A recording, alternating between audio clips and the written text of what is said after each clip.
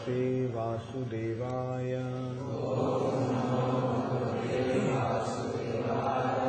ओम नमो भगवते वासुदेवाय। ओम नमो भगवते वासुदेवाय।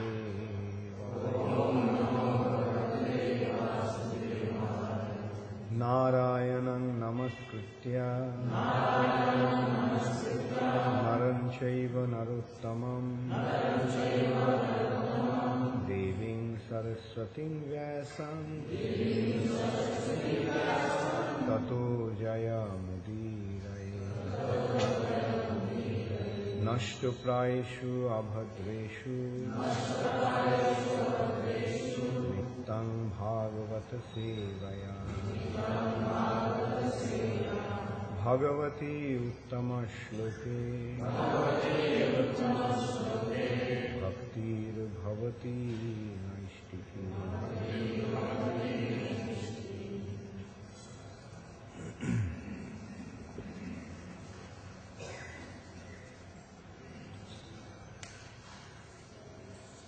Srimad Bhagavatam,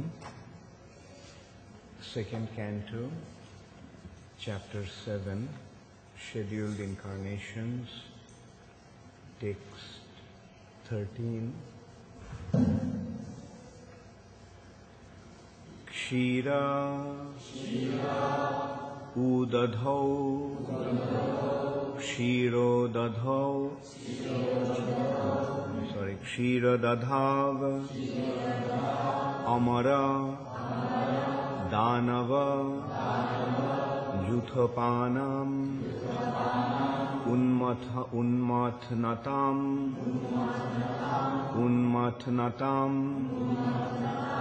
amrita labdhaya adidevaha pristhena kachchapa vapur vidadhara gotram nidrakshano adri parivarta kashana kandu. Kshiro dadha vamara danava juthapanam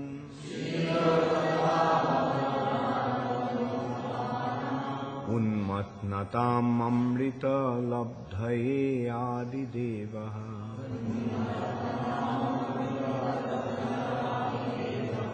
pristhena kachchapa vapur vidadhara gotram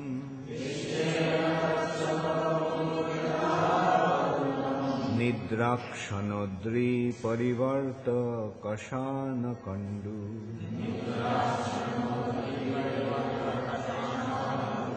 Kshiro dadhavamrita danava juthapanam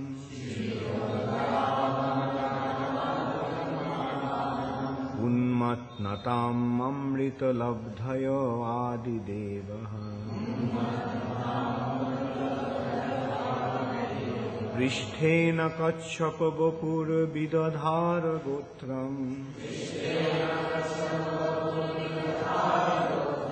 nidrakshanodri parivarta kashana kandu.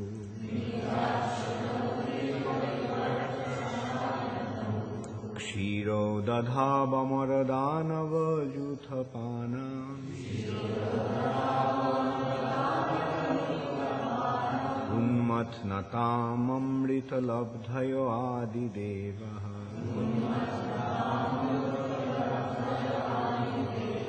pristhena kachchapa vapur vidadhara gotram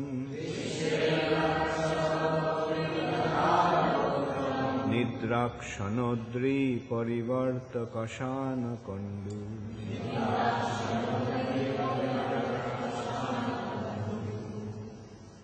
Kshira, milk, udadho, in the ocean of, amara, the demigods, danava, the demons, Yuthapanam, of the leaders of both hosts, unmathanatam, while churning amrita, nectar, labdhayo, for gaining, Adidevaha, the primeval Lord, Prishthena, by the backbone, Kachapa, tortoise, Bapuhu, body, Vidadhara, assumed, Gotram, the Mandara hill, Nidrakshanaha, while partly sleeping, Adri Parivarta, rolling the hill, Kashana, scratching, Kandu, itching. Translation by His Divine Grace, Srila Prabhupada. The primeval Lord then assumed the tortoise incarnation in order to serve as a resting place, pivot, for the Mandara mountain, which was acting as a churning rod. The demigods and demons were churning the ocean of milk with the Mandara mountain in order to extract nectar. The mountain moved back and forth, scratching the back of the Lord, tortoise, who, while partially sleeping, was experiencing an itching sensation. Please repeat after me. The primeval Lord then assumed the tortoise incarnation in order to serve as a resting place, pivot, for the Mandar mountain, which was acting as a churning rod. The demigods and demons were churning the ocean of milk with the Mandar mountain in order to extract nectar. The mountain moved back and forth, scratching the back of the Lord tortoise, who, while partially sleeping, was experiencing an itching sensation.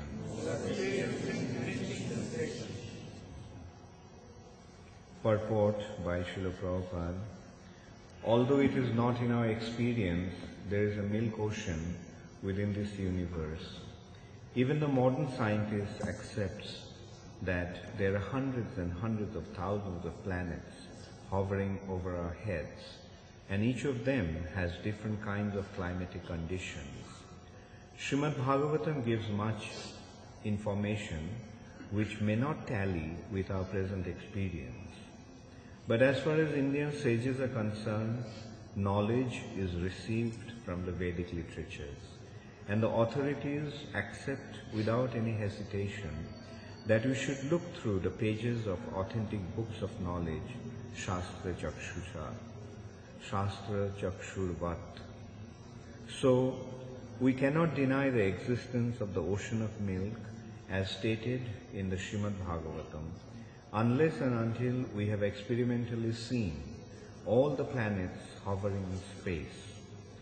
Since such an experiment is not possible, naturally we have to accept the statement of Srimad Bhagavatam as it is, because it is so accepted by spiritual leaders like Sridhar Swami, Jiva Goswami, Vishwanath Chakravarti and others.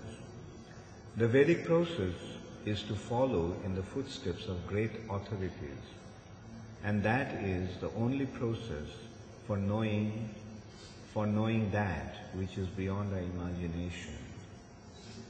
The primeval Lord, being all-powerful, can do whatever He likes, and therefore His assuming the incarnation of a tortoise or a fish for serving a particular purpose is not at all astonishing. Therefore, we should not have any hesitation whatsoever in accepting the statements of authentic scriptures like Srimad Bhagavatam. The gigantic work of churning the milk ocean by the combined effort of the demigods and the demons required a gigantic resting ground or pivot for the gigantic Mandara hill. Thus, to help the attempt of the demigods, the primeval Lord assumed the incarnation of a gigantic tortoise swimming in the ocean of milk.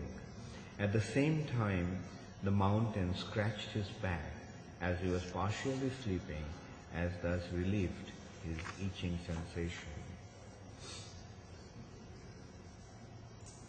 Om Ajnanatimirandhasya Jnananjana Shalakaya Chukshurunmilitam Jena Tasmai Shri Gurave Namaha. Shri Chaitanya Manobhishtham Sthapitam Jena Bhutale Swayam Rupa Kadamaiham Dadati Swapadantikam Bandeham Shri Guru Shri Jutapadakamalam Shri Gurun Vaishnavanscha Shri Rupam Sagrajatam Sahagana Raghunathan Nitam Tvam Sajivam Sadvaitam Savadhutam Parijana Sahitam Krishna Chaitanya Devam Shri Radha Krishna Padan Sahagana Lalita Shri Vishakhanitanscha.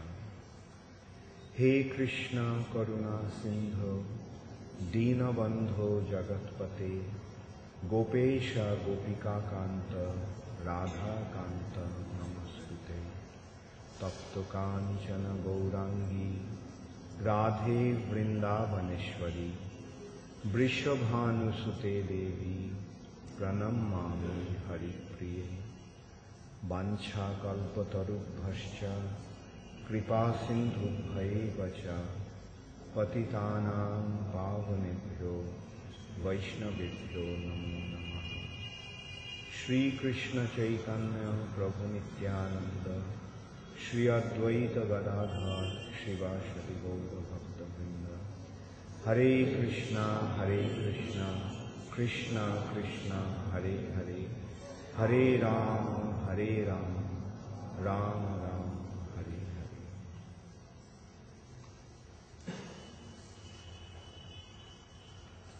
Kshiro Dadhavo Amara Danavo Yuthapanam Unmatnatam Amrita Labdhayo Adi Devaha Pristhena Kachapo Bapur Vidadhara Gotram Nidrakshanodri Parivarta Kashana Pandu.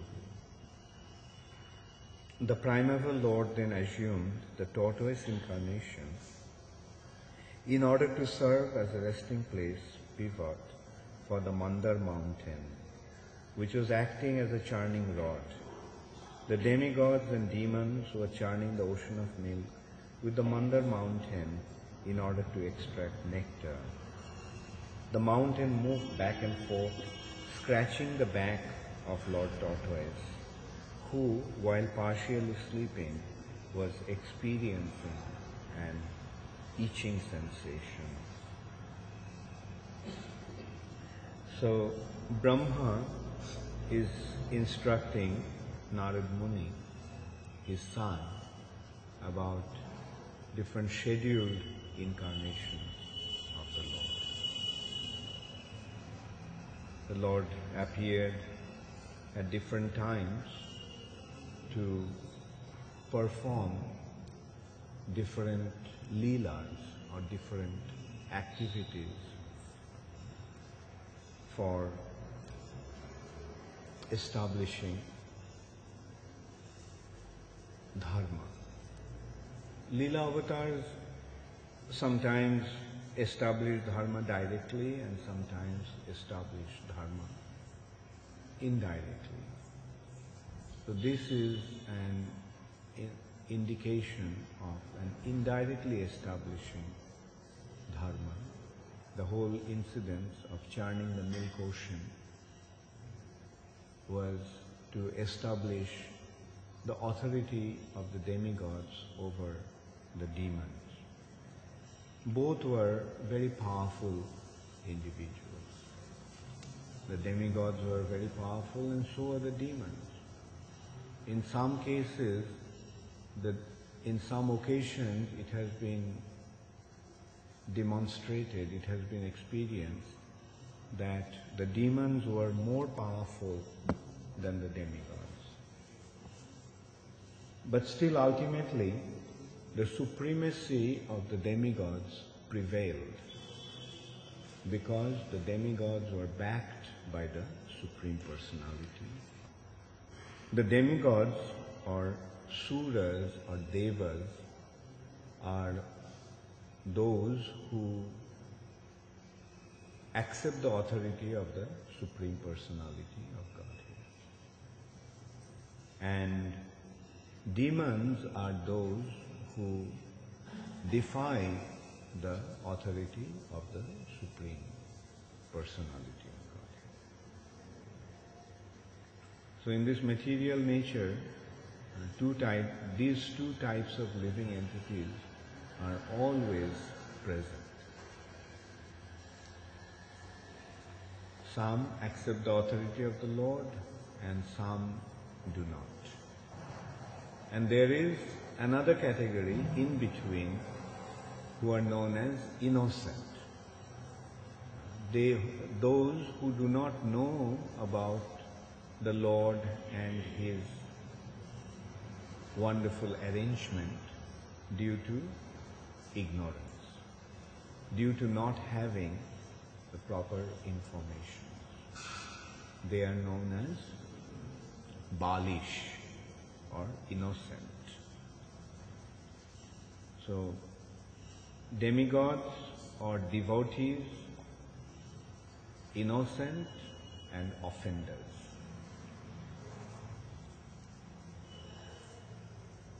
Those who do not accept the authority of the Lord but become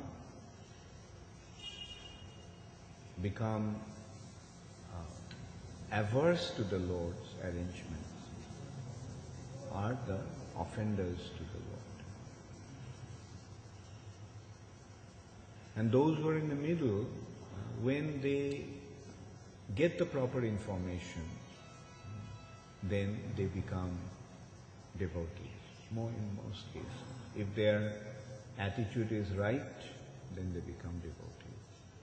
But if their attitude is wrong, then as they hear about the Lord, they become more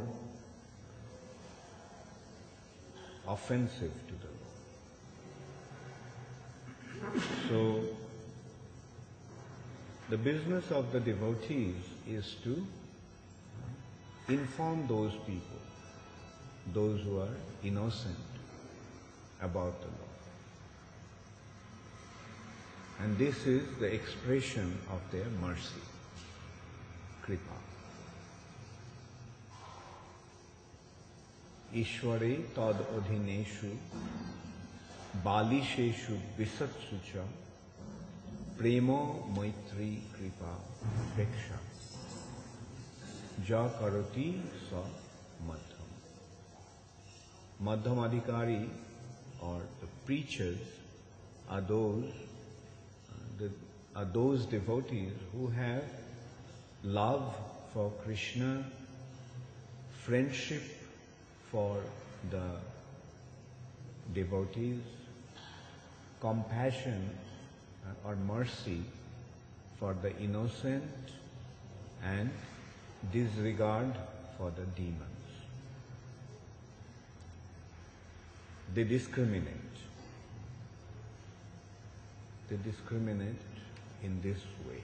They have their love for Krishna, and that love for Krishna is reflected on different individuals in different ways. It's reflected in the form of friendship among the devotees, reflected in the form of kripa or mercy towards the innocent, and disregard for the offenders or demons. Now basically we can consider that there are two types, devotees and demons.